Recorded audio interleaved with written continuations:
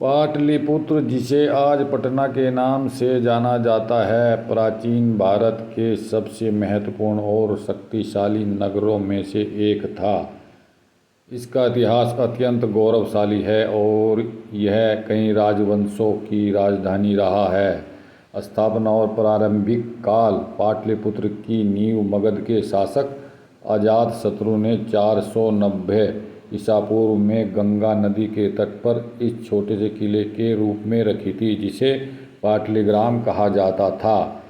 उनके उत्तराधिकारी उदयन ने इस स्थान को मगध की राजधानी के रूप में विकसित किया, क्योंकि यह राजनीतिक रूप से महत्वपूर्ण था और नदियाँ सोन और गंगा के संगम पर स्थित था, जिससे व्यापार और सुरक्षा दोनों में आसानी होती थी। जैन और बौद्ध ग्रंथों में भी पाटलिपुत्र का उल्लेख मिलता है, जिसे कहा गया है कि गौतम बुद्ध ने इस स्थान के भविष्य में एक महान नगर बनने की भविष्यवाणी की थी। मौर्य साम्राज्य का केंद्र। पाटलिपुत्र ने मौर्य वंश के तहत अपनी चरम समृद्धि देखी। चंद्रगुप्त मौर्य ने नंद वंश को हराकर यहाँ अपना साम्राज्य स्थापित किया और पाटलिपुत्र को अपनी राजधानी बनाया।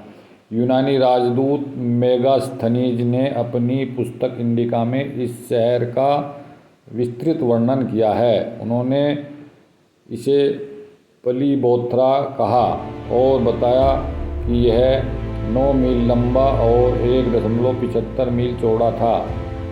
यह शहर लकड़ी के विशाल किले से घिरा हुआ था और इसमें शानदार महल थे। सम्राट अशोक ने यहाँ पत्थर का महल बनवाया था, जिसे बाद में चीनी यात्री फाहियान ने भी देखा और उसकी भव्यता की प्रशंसा की। मौर्य काल में पाटलिपुत्र ने केवल एक राजनीतिक केंद्र था, बल्कि कला, संस्कृति और ज्ञान का भी एक महत्वपूर्ण केंद्र था। गुप्त साम्राज्य का स्वर्णिम युग। मौर्यों के पतन के बाद पाटलिपुत्र को गुप्त वंश ने अपनी राजधानी बनाया। इस काल को भारतीय इतिहास का स्वर्णिम युग कहा जाता है। गुप्त शासकों ने जैसे ही चंद्रगुप्त प्रथम और समुद्रगुप्त के तहत पाटलिपुत्र का एक बार फिर से अपनी पुरानी प्रतिष्ठा प्राप्त करा सका। इस समय पाटलिपुत्र संस्कृत और खगोल विज्ञान का एक प्रमुख केंद्र था। प्रसिद्ध खगोल शास्त्री और गणितज्ञ आर्यभट्ट और वराहमिहिर जैसे विद्वान यहीं से जुड़े थे। पतन और पुनरुत्थान। 7वीं शताब्दी में गुप्त साम्राज्य के पतन के बाद पाटलिपुत्र का महत्व कम होने लगा और कन्नौज ने इसकी जगह ले ली। समय के साथ इस शहर का गौरव धीरे धीरे कम होता गया और इसका नाम बदलकर पटना रख दिया गया।